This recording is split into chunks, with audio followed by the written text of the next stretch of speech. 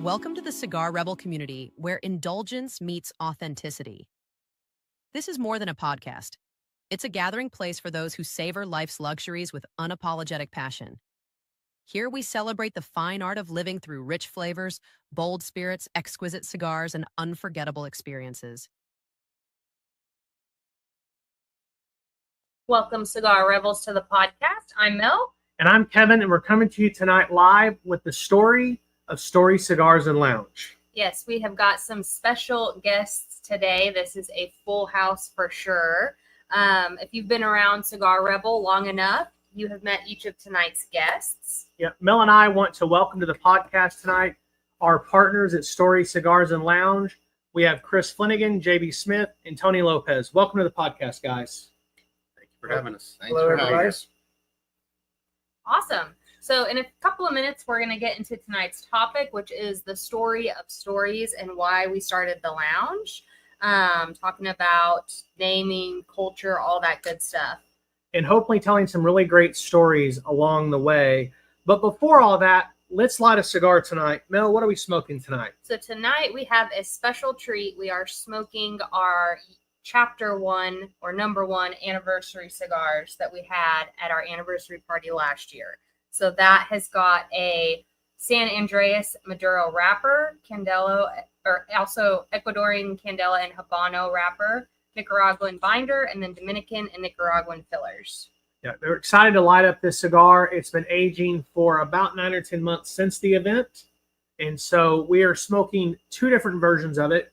The Figurado or Solomon, a few of you guys have. And then Tony and I have the 4 wrap, which has an additional wrapper on there, which is the Connecticut. I grabbed the wrong cigar pack when I was grabbing them for us tonight. But let's go ahead and talk about the cold draw. All right, Chris, what did you say? Well, technically, I'm still cutting, but I remember it having a bread component. Yeah. Some kind of bread.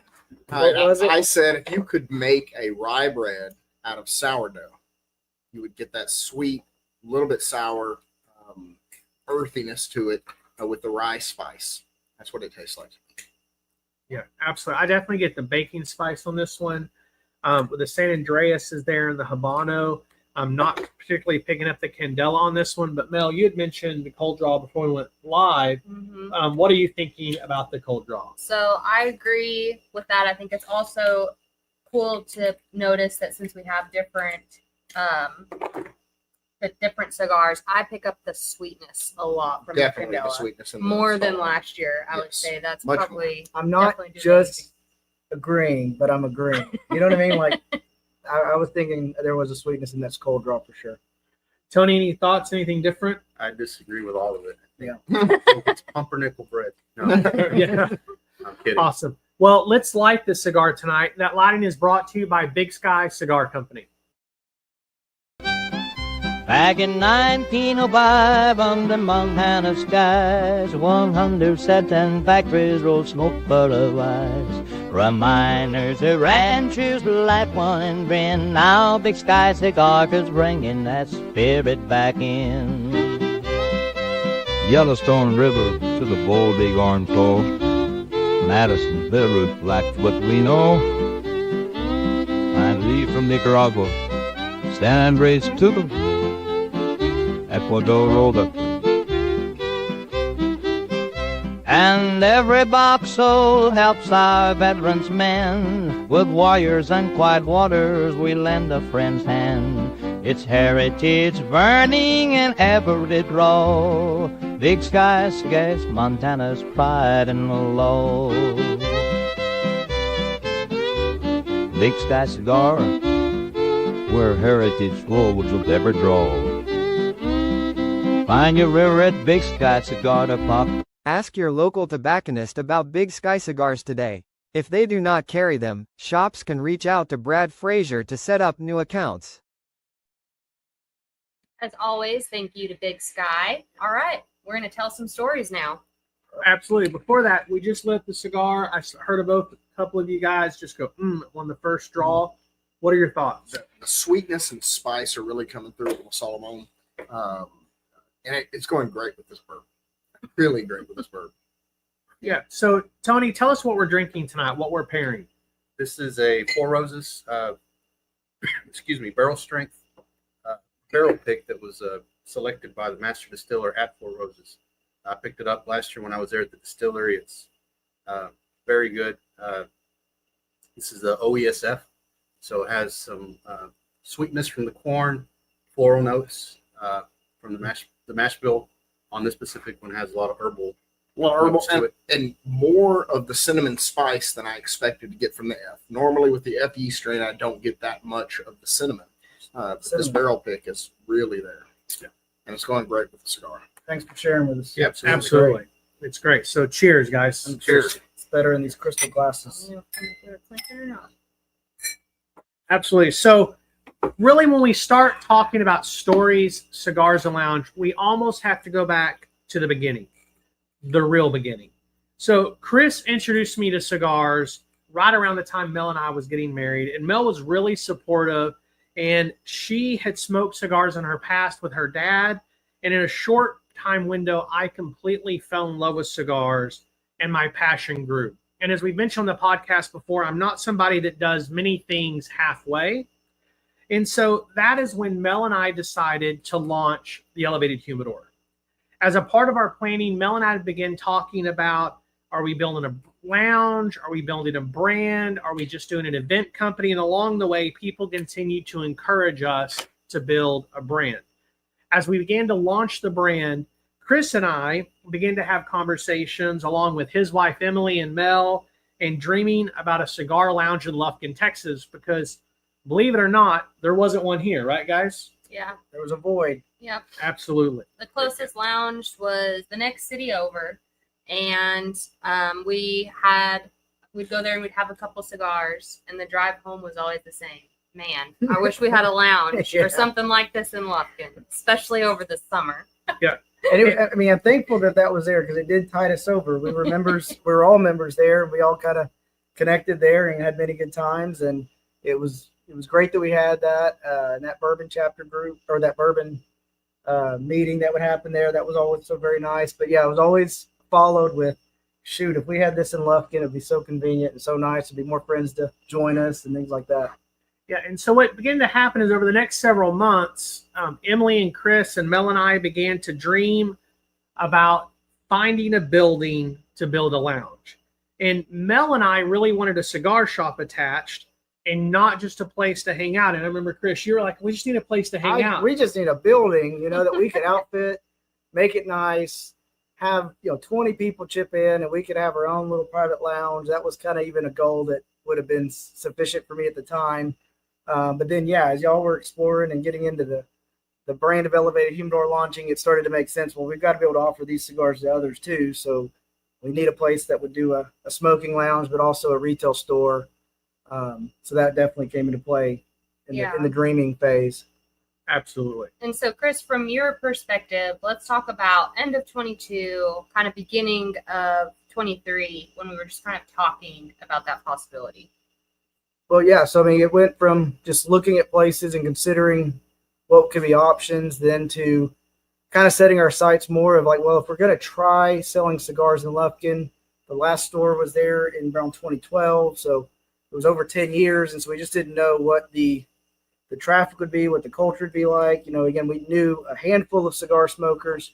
So just didn't know how much would support. So then the idea is like, well, shoot, if we're going to do a lounge with a retail store, it needs to be in a really good location. It needs to be the best foot forward. That way, if it works, we'll know it works. If it doesn't work, we'll know we tried our best with the best possible spot. So then we were just looking at downtown buildings. And again, meanwhile, enjoying our lounge in Nacogdoches, and we'd see JB and Tony there very often, and just kept on, I guess, kind of the dreaming process. So y'all didn't know. Yeah. We didn't know y'all were having this conversation. Exactly. Tony and I are having the exact same conversation. Yeah. We're all from Lufkin. We're all driving over each night. We all see each other, but we were having this private conversation. Tony and I are out actually looking for spots to do the exact same thing. Yeah, and the buildings I think that we looked at, y'all looked at different ones, and it's kind of funny once we got to comparing notes. So like, yeah, we checked out that one. Oh, I didn't think about that building. And Every building had a plus and a negative. Yeah. You kind of dreamed about what you could use with the space, and And I remember when we were looking at the location for Stories, we looked at the place on Timberland, and then we looked at the place, that huge law office. And for a while, 3 stories, a little like, bit, you were like, this would be awesome. I was like, I think this might be too big. Like, this might be a little much for starting out. yeah, it was definitely like the Three Bears story. You know, like some places were too small, some places were way too big, some places just were way too much money that it would just have to be totally gutted and rebuilt, and just a whole nother level of investment. So when we landed at the spot at 122 South First on First Street, right across from Standpipe, it was just right. Yeah, and so really what happened is in July 2023, we're like, hey, we're going to start small, grow a little bit, and then we can always expand somewhere else. Yeah. And that's really, I can remember it was July 11th of 2023 that I came up to Real Graphics to smoke a cigar, and we were talking, and you said, hey, the hangar's probably going to be available. So tell us about that process, because that's really how things took a major step forward. Yeah, 5 years before, my mom and sister opened up a boutique called The Hangar. It was a women's like clothing and accessories boutique.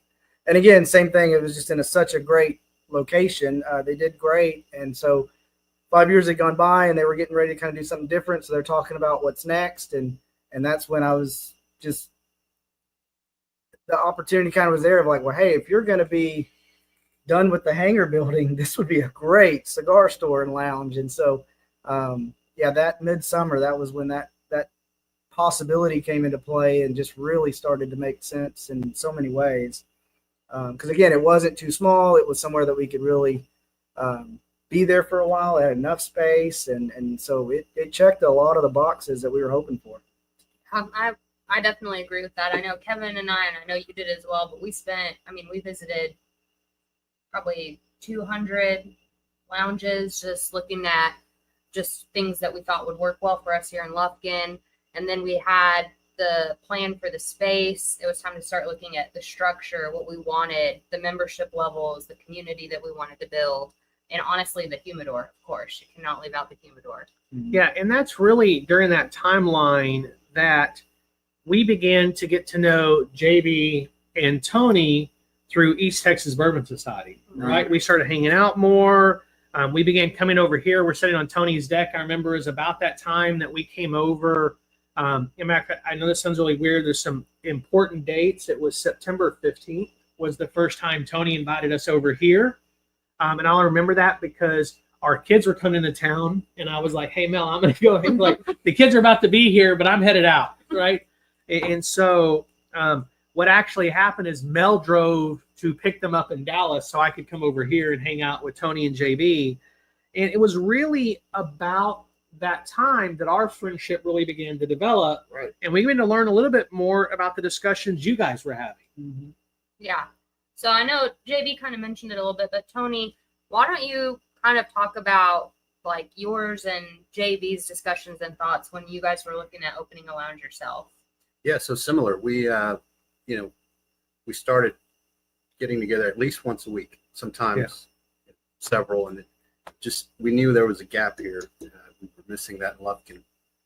And again, just being at a lounge allows you to just go out and you guys know, and just really enjoy the space and meet people there, the members. And so we started looking at buildings here in Lufkin. And same thing, we found one that was a little bit outside of the Lufkin area that had a great space outside. Back then we were thinking we could do big events in the back. I had a separate structure that we were thinking we could use this for, something else. Then we looked at a building downtown, not too far from where we are now, which would have been a phenomenal space, but it needed about $1 million worth of, construction. You were buying 2 walls, pretty much. Pretty much. Yeah. It didn't even have It did not have the roof. Yeah, I know. So that kind of deterred us from getting that building. And that's about the time we started talking to you guys, and we started thinking, well, JB and I were saying, well, why are we going to build 2 different lounges and compete with each other? Mm-hmm. We're all friends. Yeah. Let's just go in, and started talking to you guys about working together, and here we are. Yeah. Absolutely, and that's really when the real work began, right? Right. I mean, so let's talk about the work of getting the space ready. JB, what was that like? Chris, what was that like from your perspective? JB, what do you think that initial start? Well, I got it. What if we would have went to a different building? Oh, You know what I mean? Like if we would have picked the other building that was 2 walls, I mean, it would have took forever to get it would have. this into reality. Now we could have built it our way. With the space that we have, we had to adapt to that space. True. But to describe that, it was the boutique up front, Mm-hmm. and the back half of the building, 2/3 of the building, was an apartment. Mm-hmm. And so once we acquired that, we started knocking down walls and making it into a lounge space. If the city's listening, there we was did not knock very down any minimal, wall. very minimal Yes, very minimal. wall movings. Very minimal. But yeah, really, that space had the bone structure that it worked quickly. It worked very perfectly. well. It went a lot faster than I expected it to Mhm. because it was just right. Yeah, absolutely. Location. I mean, you always Yeah. hear location, location, location. And I think that made us all real confident. Just we couldn't buy the building, which we would have all preferred. That way, our investment would have been something we would have all got to own. But the location did tip the scale to make it just. It did. We've got No-brainer. foot traffic up front. We've got parking in the rear. It was just the right spot. Well, yeah, because early on, I mean, I think before we even knew what building, I think we already had our mindset to it's got to be 24/7 access. So I mean, that's something that is just at. I mean, I bet like 3 lounges that I know of that I've come across that have that kind of accessibility that members can come and go pretty freely, and that was a big deal, I think, to all of us quickly. And so finding that space downtown that we're currently at, that it already had access to the back door, was pretty cool. Absolutely. Because I mean, imagine if it didn't. Yeah. we would. I don't know what we'd do. How we would have done things differently to make that 24/7 access work for the members. Right. And so one of the things that was important is the 24-hour access, but be able to keep the shop, accessories, and the cigars separate. Mhm.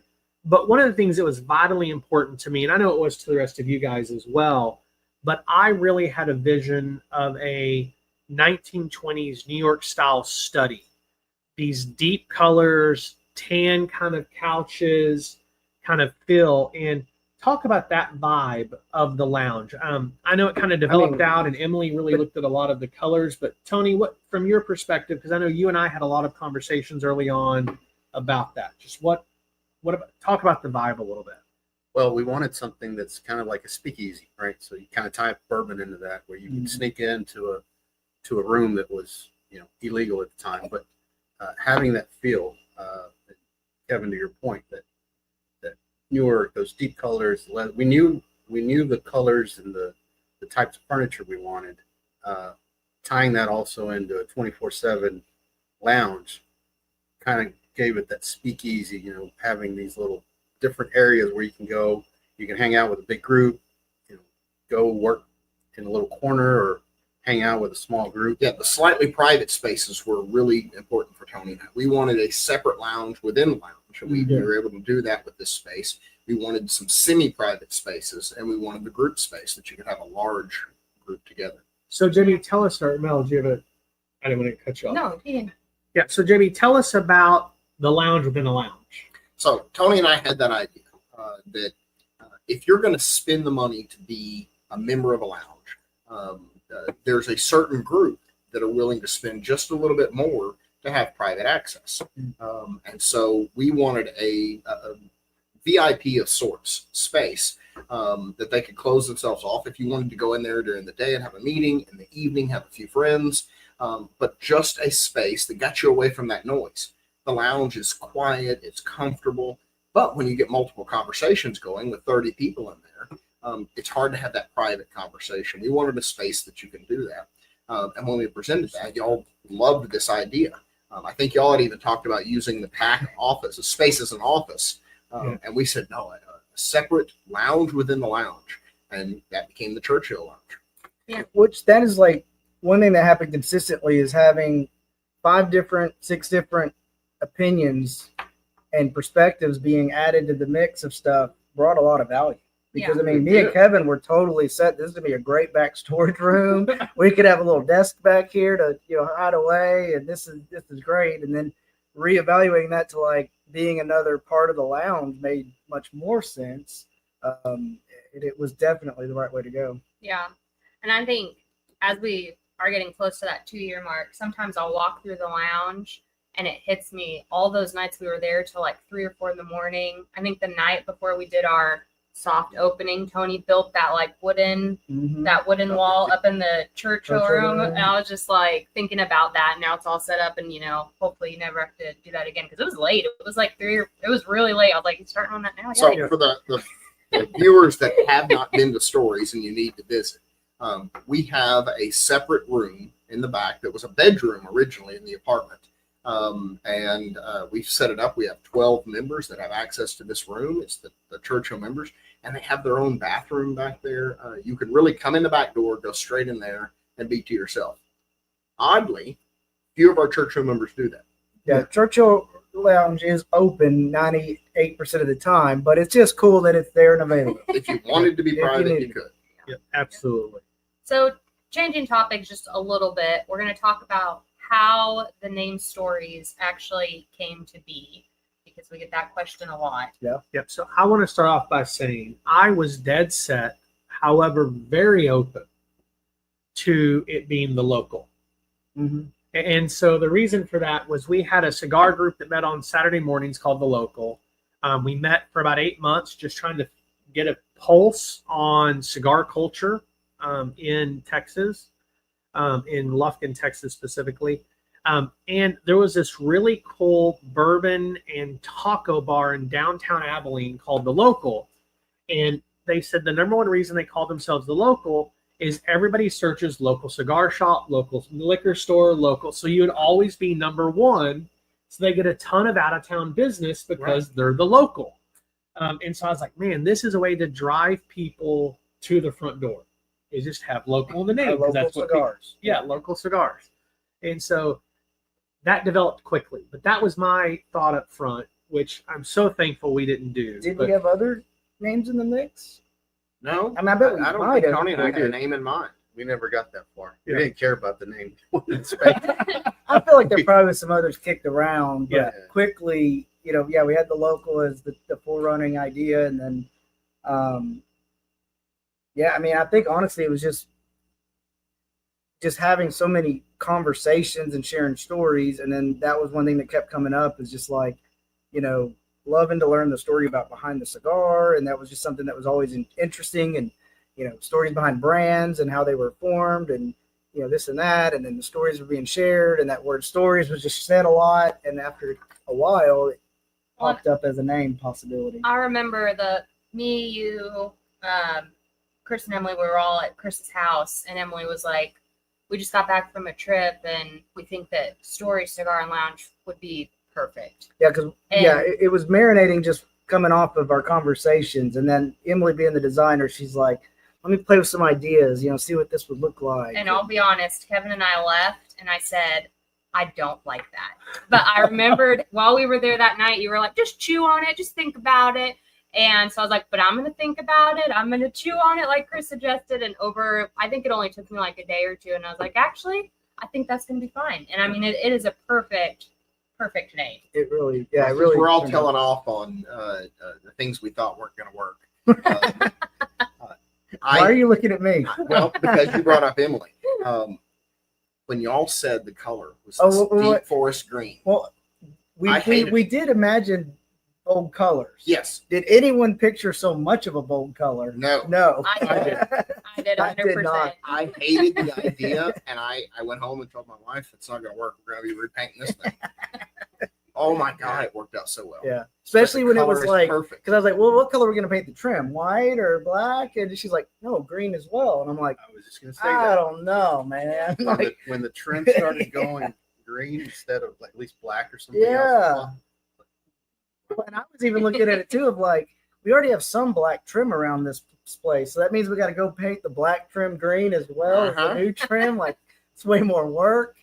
So I loved Emily's design for it because in my mind, and it was the first conversation we had with Emily, she said, okay, describe what you're saying.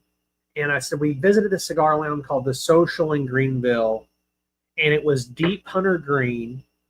and deep method blue, which is about the color of the shirt you're wearing, Tony, and all leather couches. And so they have hunter green in some rooms and in method blue in others. And it's got this white sign that says The Social in cursive on the wall. And I was like, you just walk in and you feel like you're walking into a 1920s study where guys would sit down and have cigars and pour scotch. I said, and so that was a conversation that Emily might not even remember, but that stuck with me because when she came back and showed the colors, I was like, I agree. The trim was a little different than I thought, but I was like, man, she took that thought. And I'm not saying I sewed it, but we're on the same wavelength. And I loved it. I was super excited about it. But we also, like, that space was built out pretty well. And the building, luckily, just has lots of character with the old brick wall on one side and just the ceilings all taken up to the, high ceilings and different things in the area. So it's a very interesting space, which helped versus it being just a raw metal building that we had to make cool. We already started with a pretty neat setting there. But then we also had to take and change out a lot of the plain 1x4 trim with like nicer trimmed baseboard. So it kind of went with that more elegant vibe and finish. And that, again, just kept bringing it all together and like really up the class level. Well, talking about the flooring, it's all new flooring. Okay, that was a curveball. We had anticipated to replace some flooring because the back bedroom, like JB mentioned, was a bedroom and it had carpet in it with the master closet had carpet. So we knew there's part that we're going to have to do something else with. And then, we determined in an old building, it's got concrete in one part, old wood slat, pier and beam in another, and then it goes back to more concrete. And the only way to bridge the gap and make it all consistent from the front retail space was just to do all new wood floor throughout. But it worked so well that some of our members watching are going to be surprised to learn that that's all new flooring. Yeah. Oh, yeah, because we went and picked up the wood from Henderson at a sawmill, brought it in. It was all new, pretty wood, and laid it we got the same wood that was in the front, so we kind of kept it real, the little 1x3 or whatever the unique size it was. And those strips, it looks original. Yeah, we stained it old, dark, and we worked the old cowboy. Yeah, left a few dings in it and scuffs, and it looks like it's been there 100 years now. I'm just saying, when we unloaded it, which I wasn't there when y'all unloaded it. I was so thankful.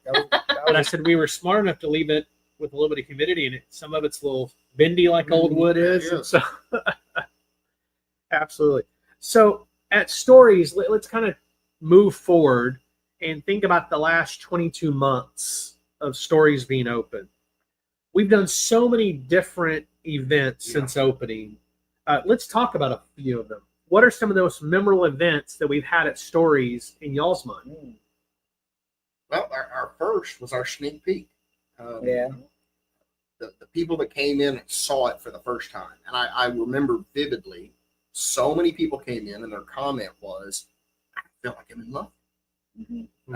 I don't feel like I'm in this small East Texas town anymore. But you're talking about the sneak peek when it was done. It was done. We just weren't open yet, and they were getting their first peek at it. Finished. And so many people said specifically, I feel like I'm in a New York study. They felt that vibe, so we knew we'd hit it just right. Yeah, that's awesome. Because we did like 3 days of sneak peeks, and if you think about it, we had already opened up kind of like a little bit of a pre-membership, and we had a hold point. And before we even finished that first night of sneak peeks, we had already opened that back up. And think of how many members we still have that really became members during that sneak peek time. Yeah, it's a lot. I mean, yeah. Our founders joined quickly before the construction was very far. And then I'd say our Churchill members shut out. Yeah, and say most all the Churchill members were full before we were even doing sneak peeks. And I remember, the comment from one of the Haneys of just saying, I haven't even got to see the space yet, but I want a membership too, because I know y'all will do a good job and it'll be amazing. And that was a cool compliment. And they're great members and part of our Churchill Lounge that just make that what it is, right? So what are some of the other things that y'all remember? All right, so after we launched, we got going. How long until we did that fancy night? Oh, I love that. It was like 2 months, maybe. Because I feel like it was exactly March, 1 month later. Really? I thought it was in February. Okay, so February. It was in February. Yeah, so that was a fun one because we did a luxury in the lounge night We had Vicente blend cigars come in, and they were well. It started really about us sitting around having a cigar. You telling us about these fancy cigars you had coming in. JB had smoked one before, right? And so anyway, so we knew they're coming. I was like, well, gosh, if we're gonna have a how much were these? $45. Yeah, I was like, if we're gonna smoke a $40 cigar, I need to be wearing a jacket. And then that evolved into let's just have a nice night at the lounge and luxury. What was it called? Luxury in the lounge, Luxury in the lounge, something like that. Anyway, that was a fun night. Yeah, everyone got dressed up. Photographer. Yeah, the took some photographer pictures. People loved the That was photographer. fun. Yeah. That was really And so fun. we kind of recaptured that in February of this year with Valentine's night. Mhm. Right? It was just fun. It was a good deal. So we repeated again and had another photographer Cody came and took pictures again for us. And yeah, it just gave everybody a reason to get dressed up, come to the lounge with their spouse or date, and have a good time. It was cool. So, Tony, what's one of the favorite events that in your mind that we've done? And we've had a lot of different ones. I don't know that I'd say one. I would say series of bourbon chapter. Oh, that So started we- right away. So we meet monthly, and usually JB and I will switch. We'll take turns picking out flights. We've brought in distilleries like Michter's, Blue Run, Dan from Garrison Brothers, Bacta, so many. And it's always different. It's In the always first, Garrison Brothers, thanks to Troy Tiemann and Gigi's for help connecting us there. I mean, that happened, I think, in March. Mhm. I mean, the lounge is open 3 months, and we have such a great guest come in for story night, and Yeah. that Dan- was special. Dan, the owner of Garrison Brothers, came down. He gifted us a cowboy bottle. He signed it. Yeah, that was a cool. Still have that That's in the cabinet. That's Dylan. Yeah, I think that killed it. Yeah, I don't know that it's full or has any juice left, but the bottle's there. bottle Yeah. filler. Yeah, so the thing about stuff we always do, another one is always Ladies Night, which is coincidentally the same week as Bourbon Chapter. And so before Kevin and I opened the lounge, when we were all talking about it, I was like, I don't know if it'll be popular, but I 100% want to do a Ladies Night. We need to do it every month because I think there's a lot of female cigar smokers in our community that, and I mean, I think 100% true because 30% of our membership is ladies. So Yeah, that's been awesome to do. Yeah, and we've done. Sorry, go ahead. No, I was gonna say it's still funny to me when people come in and be like, "Wow, I'm surprised by how many ladies are here," you know, or they'll even just see Emily with me at a lounge and like, "Oh, your wife smokes cigars too? Wow, that's so cool. That's so rare." And I'm thinking, not at our lounge. It's pretty common that to see a lot of ladies in the lounge and enjoying. I know we're talking the lounge, but I just hit the transition to the Candela on this wrapper. And it has brought out a vanilla in the Four Roses that I wasn't picking up before. They're so good together. That's awesome. So It does feel like it's a different cigar now. Yes. yeah, and so I'm transitioning Candela as well, and definitely have that transition. And so I want to say too, that's kind of to go with the events, is remember when we first opened, the calls and the messages we would get about the rumors that like Bourbon Chapter and like the lounge was only for men? Like when we would call and be like, so and so told me it's only a men's club, or like I always just laugh about that. I would tell people that would call me. They'd call me personally, and I'd say, "We have female members." No, you don't. No, we have female members. They bring their husbands sometimes, but they're female. No, you don't. And I think there was some verbiage on the website. Fresh me if this rings a bell to you, but I feel like there was some verbiage that said something about the vibe being, a high-end study lounge, like an old gentleman's club, or I think we had something on there, and at some point someone suggested, like, maybe we should just take that off so it doesn't confuse somebody that it's an actual gentleman's club. Yeah, absolutely. And I think I do remember us kind of working through that. Going back to events for a second, so we've done longest ash competition. Cigar School's been a highlight that we've gone through 101 through 103, and then in the 201 this year. The Stories annual cigar dinner that we did in January, we're going to talk about that here in a little bit after the break. But one of the things that I really wanted to bring to the table, and we accomplished in May of this year, so about 15 months into Stories' existence, was Cigar Fest. I really wanted to see that take place and pitch the ideas to you, the idea to you guys. So does anybody want to talk about Cigar Fest, what that looked like, what we felt like that meant to our members? It obviously meant a lot. We had a member comment tonight that he's finally finished smoking all of his cigars he bought there. He needs to go ahead and launch the 2026 event. That's awesome. And one thing that's made a lot of those events kind of special for us, and we kind of have an upper hand, is having the elevated humidor be able to make special blend cigars for some of the events. So like to be able to have a Cigar Fest cigar, I mean, not a lot of other lounges might not be able to pull that off as easily, and y'all are able to come up with stuff. We had a 6-month celebration, and again, not for any reason, but I feel like y'all blended a really cool Solomon cigar. Spectacular. You know what I mean? And it was No, like, it was we should do something with this. Well, right? no, it was Solomon. It was a Solomon. For 6 months was a Solomon. It was the sister to the one you're smoking. Okay. Oh, I'm almost going to bring this up. I forgot. Yeah, because it was just like, well, 6 months is next month. Why don't we do? Is it the ones that had our names? Yeah, Yeah. All the members' names. That Yeah, was a got cool that. touch. Yeah, and so Very every cigar band had, so here, somebody smoking, so it had, because this is a different band. So let me see your band. So it had this band on it, which you're not going to be able to really see. So it's the 1-year anniversary band. And then underneath it on the cigar, every member's name that was a member at 6 months got a cigar with their name on it. Yeah. So we had double bands on every cigar. I still have mine. I still have mine. So both of mine. And so was a lot of cool touches, and it was the sister cigar, and it was Connecticut Habano Maduro, which is why when we got to 1 year, we blended the identical cigar, but with Habano Candela Maduro, so that it kind of tied back into that 1 year anniversary. What was the Corona cigar? It was so good. Oh, So That the was- Corona cigar was, it was the same time. it was also at the 1 year. Okay. So that was the Stories member cigar. And so it was a Habano Corona with Nicaraguan binders and fillers that was kind of the sister cigar to our most popular, probably the most popular cigar in our humidor, which is a house blend Maduro of that same blend. I was looking at numbers the other day because we're working through what cigars we have in the humidor, value prices, trying to look at that regularly. I think we've sold almost 4,300 of that cigar out of our humidor. Maduro. Wonderful. Of that Maduro. Surprised. Yeah. And Great so cigar.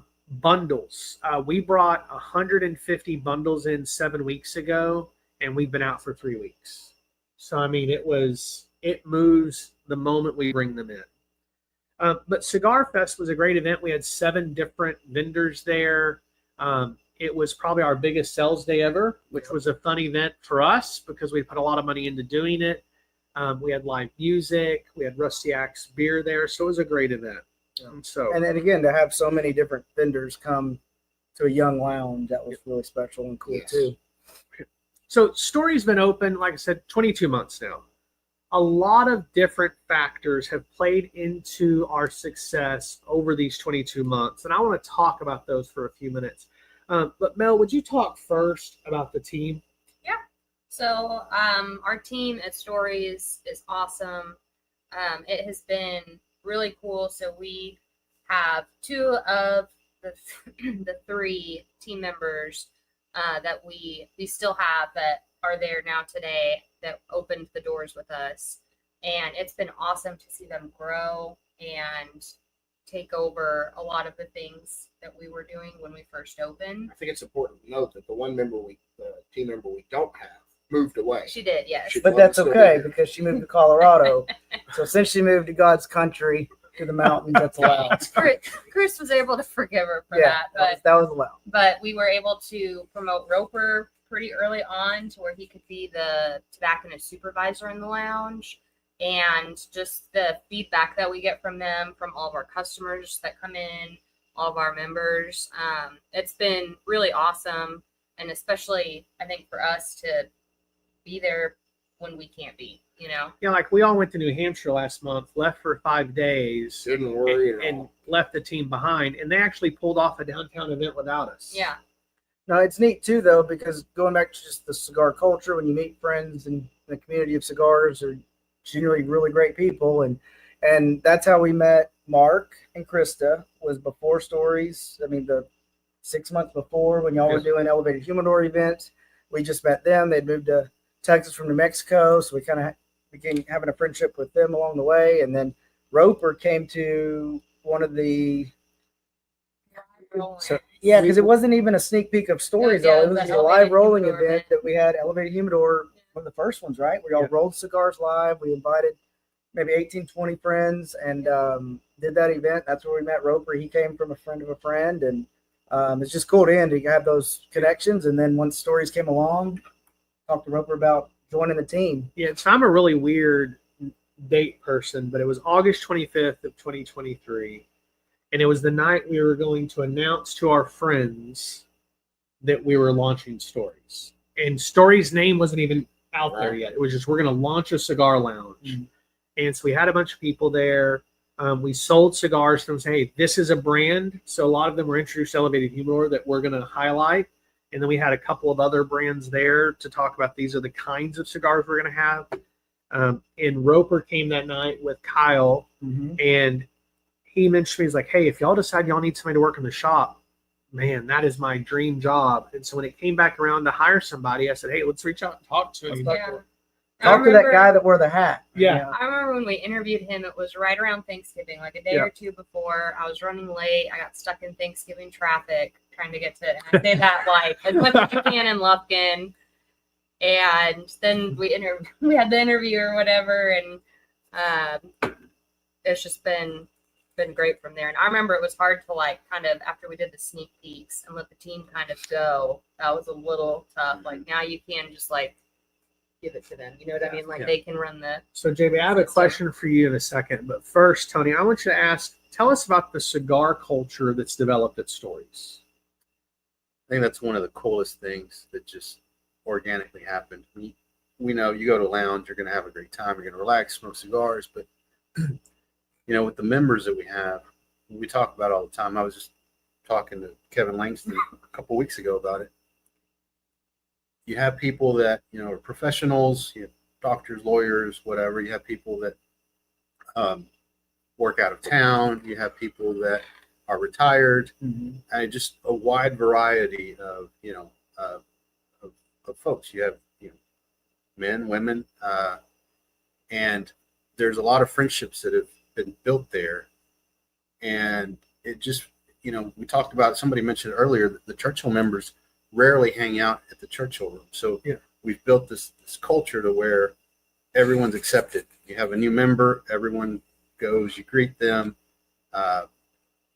Same with guests. You could bring a guest in there not knowing anyone and just not worry that they're not going to be accepted and just feel right at home right away. Absolutely. And to that point, I think there's guests that come often that are not members.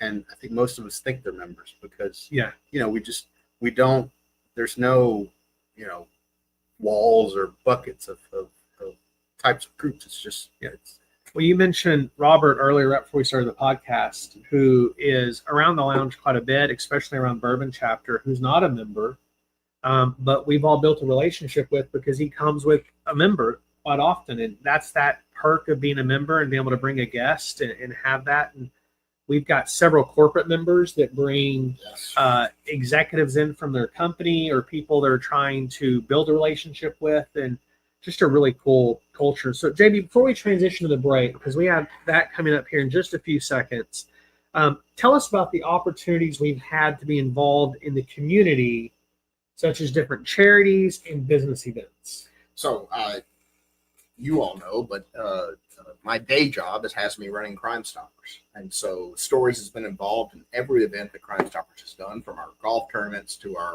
law enforcement appreciation banquets. But that opens us up to so many other events, the Museum of East Texas, downtown events. We're involved in everything. And we noted this last weekend, we did the Oktoberfest for Rusty Axe Brewing Company. And we noted that the cigar culture is bigger than you realize. Mm-hmm. So the experts will tell you that nationally, you've got one cigar smoker per 1,000 people in your population. Texas is different. Texas is probably closer to 2 people per 1,000. Lufkin seems to be even more than that because we've got a stated population of 30, 35,000 and a daytime population approaching 100,000. We've got nearly 100 members. Yep. So we're quite higher than the average for that. And it's because the cigar culture exists. Yeah, absolutely. And so we've done events at Eubank. Yes. We've done events at the distillery out. I'm drawing a blank on their name. Front Porch. We've done stuff for 6 Degrees, Financial. And so we've done all these events and stories. Fest and Blues and Brews twice a year with Rusty Axe. They've been a great partner.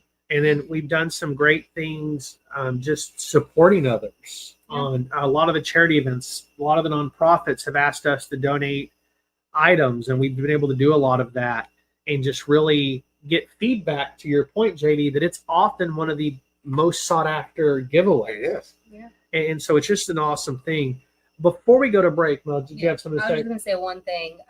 Also, he was talking about our members. We have 100. I think it's also important to say, because I don't think we've said it yet, that's just our members. We have a retail space and a place for people who are not members to come in and smoke. And we constantly see more walk-ins. So that would make that number even higher. Absolutely. So, but I always like to mention it because some people think we're members only lounge, but we do have. Yeah, we do have a a retail space and a public lounge. Mhm. Buy a cigar, sit and smoke it.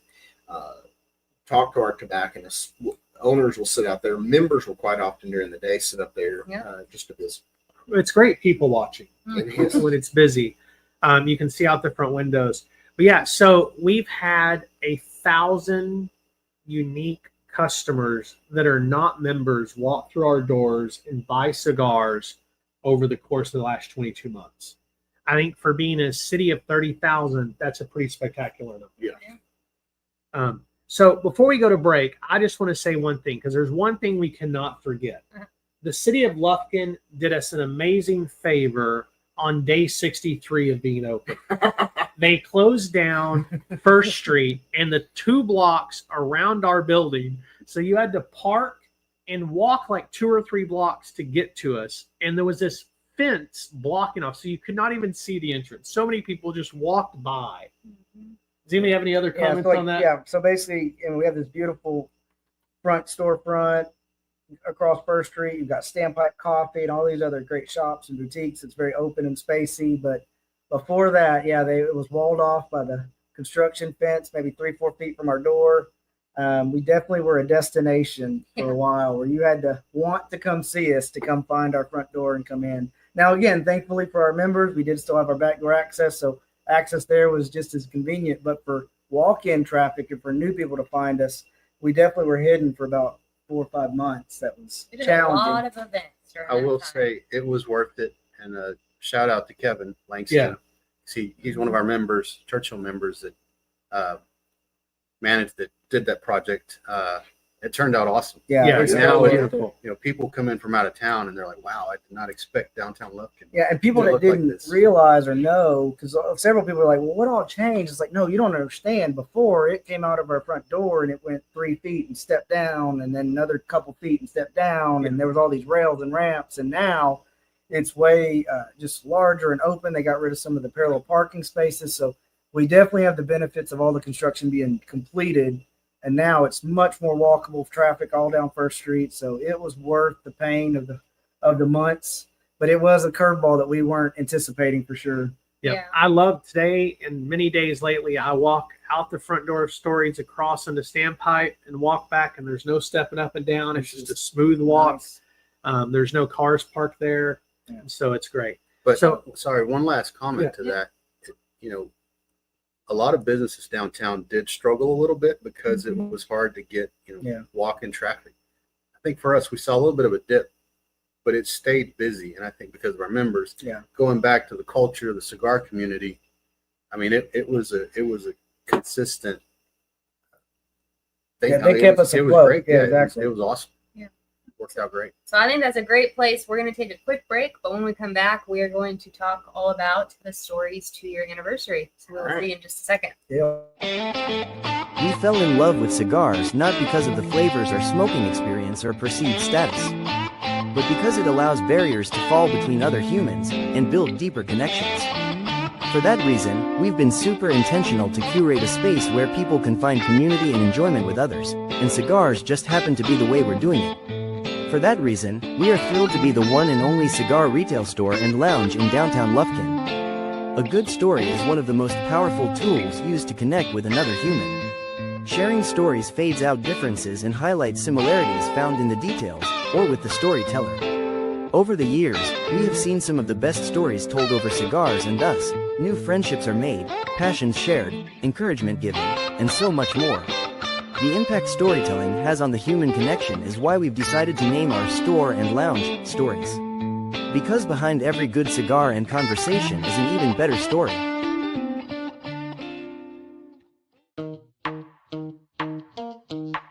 Source Elevate is a consulting firm that focuses on providing resources, insight, and experience to elevate your performances. Our team's 30-plus years of experiences in executive leadership positions provide the foundation of knowledge that we provide to our clients. Allow us to elevate your company's mission, vision, and objectives over short, mid, and long-term initiatives that drive results and source new opportunities. As always, thank you to our sponsors. Real quick, we are going to go over next week's episode. We're going to leave that up there so you can skim the others, but we're going to go over just the first one. So next week on November 10th, we're going to jump into holiday stalkers, holiday cigars, and gift ideas for the holidays. We have Thanksgiving and Christmas coming up. Great opportunities to grab a special cigar and share with a loved one or to do some Christmas shopping for them. Tune in next week to get all those ideas and more. And we're going to jump right back into the topic tonight. Before we do, though, let's check in on the cigar. How's the cigar treating you guys? I have a different cigar now. It's transitioned again. Yeah. So same cigar, but it's transitioned, right? Yeah. Yeah, I'm transitioning out of the Candela, and it's just now starting to change a little bit. It's delicious. Absolutely. So I'm deep into the Candela now. I'm loving that earthy, grassy sweetness that it has. I love the cigar. Absolutely. So the great thing about this cigar is we put a lot of packs away, and there'll be some of the prizes we're giving away at the 2-year anniversary party. Before we get too deep in that, make sure you click that subscribe button below so you can follow along. You can catch the next episode, learn more about what's going on with Cigar Rebels, Elevated Humidor, and Stories. Also, you can follow us on Facebook or Instagram at Cigar Rebels, or as always, you can join the Cigar Rebel community on Facebook, where you can share pictures of the cigars you're smoking, the bourbon you're tasting, and the food you might be pairing with both. We appreciate y'all following along. Make sure you click that subscribe button. And if you're watching on the replay, please hashtag ReplayFam and let us know you're watching. Yep. Let's go back to this whole we're going to give these cigars away thing. I thought we were doing the Bluebell model. We're going to smoke all we can and give away the rest. Yeah. We've smoked a lot of them. So getting back to our second half of the topic. So January of this year, which seems so almost like a lot longer than it was still this year. I had to go back and reread. It's still this year. Stories hosted its inaugural anniversary cigar dinner in Cotton Square Park, which was awesome. Our special guest this past year in 25 was Al McAuliffe to tell us his McAuliffe cigar stories, and that was just so awesome. Very. Yeah, so what did y'all think about Al as the guest? Perfect. Yeah. It was awesome. I mean, and cool. Again, like, what is he doing at a 1-year anniversary party of a small lounge in Lufkin, Texas? I don't know, but I was so thankful. Yeah, absolutely. And I love they dropped in about 40 days earlier to have a cigar with Mel and I. They were traveling through, and if anybody's watching, Dan or any guys at the Caliph, I had to laugh because they're like, I think they're checking out to see what is this going to be like. Yeah, what have we got ourselves into here? But the dinner that night did include this 5-cigar pack, which included the Leanda, a couple of Herencias, the Maduro, and the Habano from McAuliffe, and then 2 Stories anniversary cigars blended by the Elevated Humidor, a throwback to your comment earlier. And so we had the one I'm smoking as well as the one you guys are smoking. And it was really a great cigar event with the ticket. You got this cigar pack. And by the way, 2 of the cigars in this pack retail at over $40. So it was a great pack for them to receive. Oh, I left out one. They also got the Blue. the McAuliffe Blue, Yep. but the Gomez Sanchez Family Reserve. Oh, yeah. I forgot. Phenomenal cigar. Yeah, phenomenal cigar. So it came with a phenomenal set of cigars. And so, Tony, would you tell us a little bit about the pregame and the tent setup that we had that day? So we had this huge tent set up. It was a little cool that night, but we had some heaters, and it was comfortable. Had a huge setup outside, lounge. We had live music. People went in for the pregame. They hung out for a long time. We had beer from Rusty Axe. We had some giveaways. We, were selling our cigars. Overall, it was an awesome setup. Yeah, because I think the cigar deals were like, was it 10 to 20% off? Maybe Yes, even sir. more. I mean, they were really great buy opportunities there. Yeah, and then every purchase you got a raffle ticket to go in for more prize drawings, which was kind of ridiculous to see some of the people that kept winning, at the night, just like again and again. But it just reflected their cigar purchases earlier. But yeah, that was fun. And then Caleb Lane did the music. Yeah. And that was my first time really getting to hear him. And he did a great job. He was just so good at just, talking about his songs he was about to play, and he just played a great mix, and everyone just loved him. He did a really great job. Oh, and Mel brought up the McAuliffe Blue. So one of our members, a business owner here, Jace, provided a McAuliffe Blue for everybody that showed up. He's from Merrill Lynch. Yeah. No, sorry, Edward Jones. Yeah, that was really cool. So yeah, he did the opening kickoff and gave everybody a blue cigar. That was really cool. Jamie, tell us about the toast and maybe about lighting the same cigar multiple times. Oh, so that was really neat. We set up timing for smoking the cigars, about how long it would take you to finish a cigar. And then we had a lighting together of each cigar so we could discuss the blend, or at least present the blend of the cigar, what you might be tasting, why we were smoking it at that time of the evening, and then a wonderful toast, a champagne toast, and some did bourbon, some did beer, but we did a toast with these cigars, and it was just a nice moment each time we did it. Yeah, absolutely. And then, of course, we ended the night with the game that I think everybody was surprised about, but it was all the attendees there. And honestly, thank you to McAuliffe and then Scott Lewis and then the Elevated Humidor. We were able to give away $6,000 in prizes, and then the grand prize, of course, was that $1,000. Not $1,000. That's this year's. No, I'm just kidding. It's not. The 1,000 gift certificate to Stories. I was thinking of that. The one person who won it was so excited. Yeah. And so it was an amazing night with great memories. And let's be honest, now we're in the throes of planning year 2. So let's change and talk about year 2. Yeah. So the same space that's booked.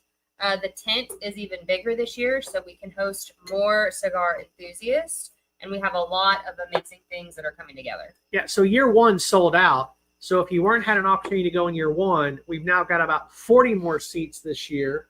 And so we're anticipating that'll sell out again this year. So JB, tell us about this new setup this year. What's our timing going to be, and how we're going to do it?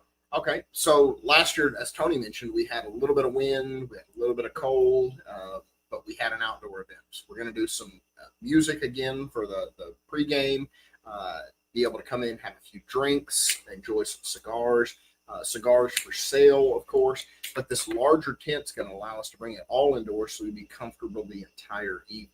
Yeah. So we had people that dress to the nines. We had people that dress straight from work. And we want the same thing this year. We want you to be comfortable while you're there. But I brought my wife. She was able to dress up. We were able to do photos. A very nice dinner. A wonderful, wonderful dinner. Yeah, so we have the same caterer. Yes. Yeah, so Maddox Catering is doing it again this year. And last year, the pregame was like noon to 4, and then the tent opened at 5:30. And so we're going to kind of cut out that pregame and do it a little different. As you're talking about, we're going to do 5 to 9, with 5 to 6 being that pregame. And so during the pregame, we're again going to have discounted cigars at 15% off. And each cigar sale purchase will get you tickets for the first round of giveaways that will include cigars, travel humidors, and a rare store pick single barrel that's valued at over $580. Tony, do you want to tell us about that single barrel? So that is a Willet rye. So Willet is considered a kind of a smaller distillery. Craft distillery is what they say they are. I don't think they are. They're huge. Yeah. Some of my favorite bourbons are Willet, especially purple tops. This specific bourbon is a 7-year rye. It's a barrel pick from the New Hampshire liquor store that we went to. We bought 2 of those, tried it the other night. It's phenomenal. Oh my God. Phenomenal. So that by itself, I think I'm going to try to sneak in a few more tickets so I can come back for the second bottle. But yeah, it's delicious. And that's not the only giveaway, right? We have over $4,500 in giveaways that'll be given away right before and after the game. And every ticket holder that buys a ticket will get raffle tickets to get into the game and into the big prize. And as we said earlier, every cigar sale will get into a different section. And again, that Willet 7-year is the pre-giveaway section. It's not even the bigger prize. So Tony, tell us, what's the big prize going to be? So we have, and you don't have to give us the specifics. You can just give us the general. So there's a little teaser maybe. well, I know we have $4,500 worth of giveaways at least. There's a lot of cigars, merchandise. What's that other bottle? If you win the game, don't name it, but what are we going after? He's looking. So he's saying we don't know. Okay, so our goal is we're hunting a very rare allocated bottle of bourbon. We don't know what that's going to be yet. We have one. Yeah. I don't want to throw the name out yet because don't throw the name out there because I'm hoping we find another one. Yeah. So you can keep that one? Yes. Yeah. So just say that it's going to be a rare hunted bottle. It's going to be something that is Very compared to like Pappy's. You know, a lot of people that drink bourbon automatically they go to the name Pappy's because it's the most popular, sought after bourbon. There's bourbons out there that are a lot better. This is one of them. I'll just say it's part of the BTAC lineup. So say that. Yeah. But overall, it's going to be. So 2 very special bottles that will be given away at the end of the night. Surely those winners will crack them open and share with them. Of course. Right? There's only going to be 140 of their closest friends that we can kill it that night. It'll work. If I don't win it, somebody has to open it. All right. So tell us about live music, Chris, in the pregame. Oh, yeah. Zach Mayberry's been one of my favorite musicians for years. We worked together a long time ago. He left Real Graphics to pursue focusing on his music. He's a talented guy. He just does a phenomenal job. And so I'm super pumped to be able to have him come and join us. Caleb Lane was amazing last year. And so I was able to reach out to Zach early, and he reserved the date. So I'm excited to have him come and kick us off at 5 o'clock. It's going to be a good time. Yeah, absolutely. So, JB, we're not going to have a cash bar this year, but we are going to have bourbon and wine, which we weren't able to do last year. So how are people going to be able to get bourbon and wine when they come to the event? Well, it'll be part of your tickets. So when you acquire your ticket to come in, you're going to be given tickets for purchasing, let's say. But you'll trade a ticket for your bourbon. And that way we're not doing sales. It's part of the event. Yep, absolutely. And that's also how you'll get entered into the prize giveaway. Yes. Right, is you're giving those tickets and turning those in. So you'll want to go up there. So we'll have bourbon and wine, and we might even have a couple of cocktails. We're working through that right now, so that maybe you're not a bourbon or wine person. Maybe you want an old fashioned, or you want some kind of vodka spritzer, something like that. We're kind of working through all of those different details. I'm not sure why anybody would want anything other than bourbon and wine, but that's kind of where we're at. And before we get to like the cigars, pricing, and how you can purchase the tickets, we also want to announce that McAuliffe Cigars is going to be with us again for this 2nd year anniversary dinner, which is awesome. They were such fantastic guests last year. And this year, like last year, we talked about Al did the story of McAuliffe. This year, we're actually going to have a Q&A time with them, and I'll ask them questions, and we'll take some questions from guests who are curious. If you guys watched our kind of our podcast that we did with Al McAuliffe about a month ago. We did Dan Thompson. Or with Dan Thompson, I'm sorry. With Dan, and he gave us a lot of insight that day. So I'm excited that they're looking at coming to the anniversary party again. Yeah, absolutely. And so we should have a few of the McAuliffe team with us. It'll be a lot of fun. But let's talk cigars for a second, okay? For our second anniversary party, each ticket holder will be getting 18 cigars. That is a $158 value retail. So Chris asked me, how did we go from 5 to 18? I don't know. But we're not complaining about it. So what's going to be included in that is 16 McAuliffe cigars, a 2025 Stories 2-year anniversary barber pole that is fantastic. And I'm not just saying that. The factory is sending me pictures of everybody at the factory smoking them every day. They're loving those cigars.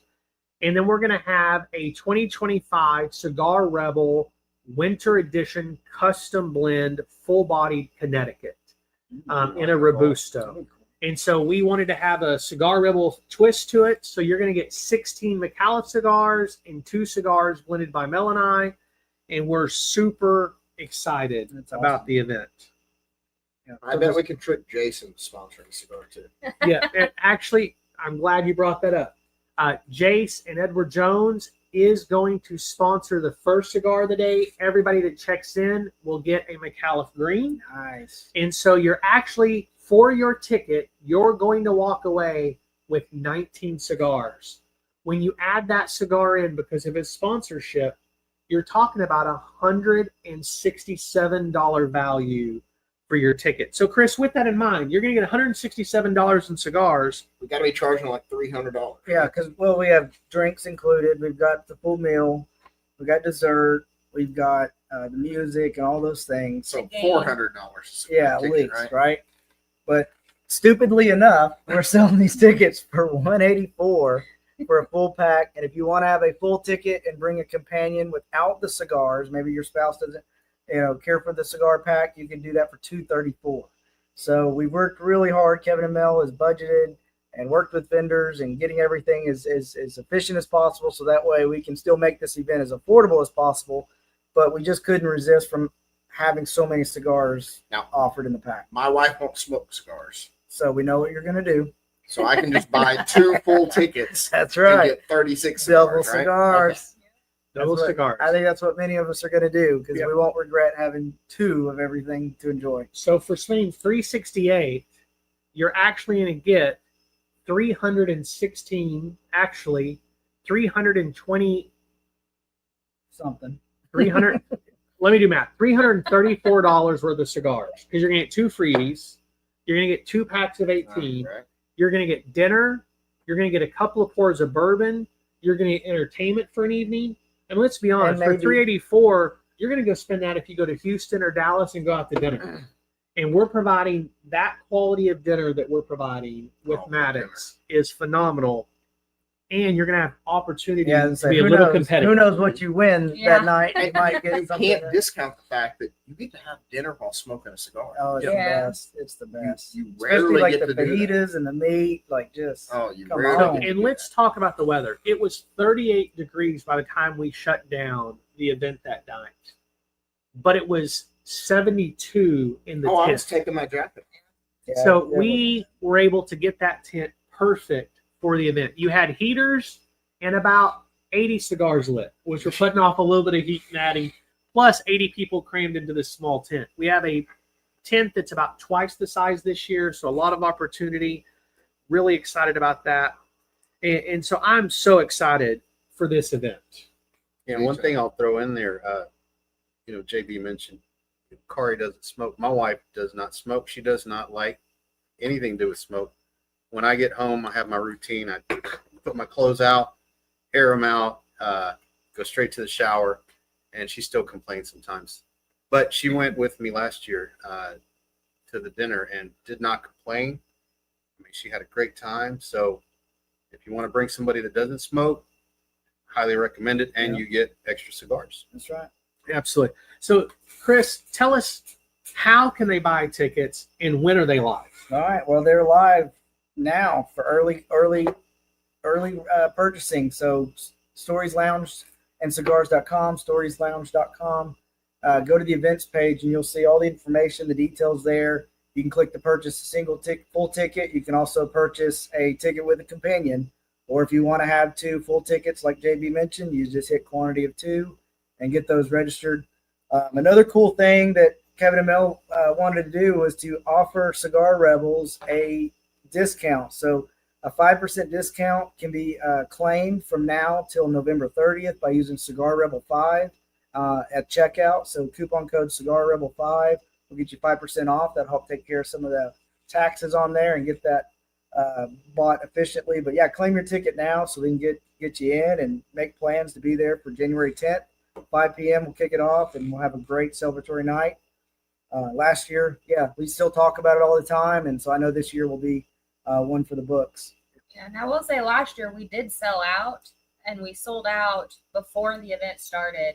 And then we did have a couple of people who were like, "Do you still have any tickets left?" And we did not. So don't sleep on it. And a lot of that is spaced, and a lot of that is just procuring the cigars and having all the cigar packs ready. So getting that ticket in early helps us a lot, knowing what to have ready, and we want to miss out. So. Yeah, and for you Cigar Rebels out there that might be traveling, reach out to us. We can give you great recommendations on hotels to stay at. Have a couple extra bedrooms. They said that. Absolutely. we would definitely host some of you. Others, I don't know, but no, but your garage is large. Yeah, that's true. That's true. We got air mattresses. It'll be fine. Yeah. So the idea is we have several Rebels that have reached out and said, "Hey, when are y'all doing another big event? We would love to do a cigar dinner. We would love to have you guys. Lufkin's easy to get to. You fly into Bush International. It's an hour and 20-minute drive into Lufkin. If it's something that you and your spouse want to have a great trip in January, maybe you live up north, you want to get to a little bit warmer weather, or maybe you actually want to see some winter weather. We have a mixture of both. We're not sure. It could be 40 degrees that day. It could be 85 degrees. It is East Texas. You're unlikely to get snowed out. We're probably not going to have ice. You're going to be able to make it. Yeah, absolutely. So we're really excited about that. We're hoping to see many of you with us to celebrate Stories' 2nd anniversary and to hear some what I think are the most fascinating stories by the McAuliffe team. Oh, yeah. And to see one of the most unique and fun games where people get a little competitive and we try and buy people out. We try and get people out. I want to keep that bottle of bourbon because if we buy people out, we get to keep the bottle of bourbon. It's ours, and we'll crack it here at Tony's house. Yep. And so we want to save some of that for ourselves. And I love the thing about that game is that it's 100% participation. You know, it's like everybody gets involved, and as they start getting eliminated, and then it's just fun cheering on others at your table that are still in. And so it's a neat way to just keep everybody involved and having fun. Yep, absolutely. So Mel, what's next? I mean, that's really anything unless look, I'm almost out. So yeah, I guess we're got to wrap it up. Yep. I'm getting into unless Maduro there's territory now. any closing remarks. No, so we hope you learned something today, and a really big thank you to the other Stories owners for joining us tonight in making this a reality. We knew we wanted to do a Stories episode, but we needed to be the right time.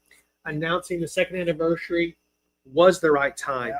Remember, next time we're going to be talking about holiday gift ideas and cigars, and that's our show for tonight. Hey, you said holiday gift cigars in November. I think 90% of the people I know have birthdays in November. So that will be relevant for birthday gifts just as much as holiday gifts. Yeah, absolutely. All right. Well, thank you guys for tuning in, and thank you guys, Stories owners. Can't imagine doing Stories without any of you guys. Yeah. It's been Likewise. amazing. Thank you guys. It's been a fun ride.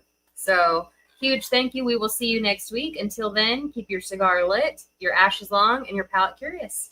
Have a good night, guys.